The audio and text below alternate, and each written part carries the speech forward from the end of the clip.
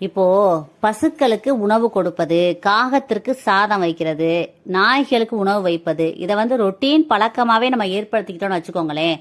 நம்ம வாழ்க்கையில எந்த கெடுதலும், எந்த இடைஞ்சல்களும், எந்த கெட்ட நேரமும் நமக்கு நெருங்கவே நெருங்காது.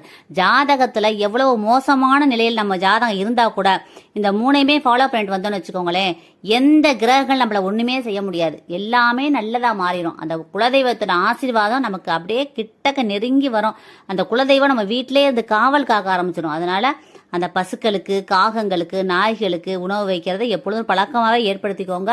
உங்க வாழ்க்கையில மிகப்பெரிய பொருளாதார வசதியோட நீங்க நல்லா இருப்பீங்க.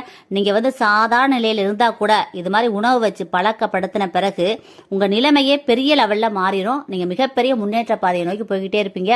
உங்க வாழ்க்கை வளர்ச்சி பாதையை நோக்கி போகும். உங்க வாழ்க்கையே நல்லா இருக்கும். இந்த பதிவை எல்லாருக்கும் ஷேர் பண்ணுங்க, கமெண்ட் பண்ணுங்க. எல்லாருமே நல்லா இருக்கணும் ஃப்ரெண்ட்ஸ். Thank you friends. வாழ்க வளமுடன். தேங்க்யூ.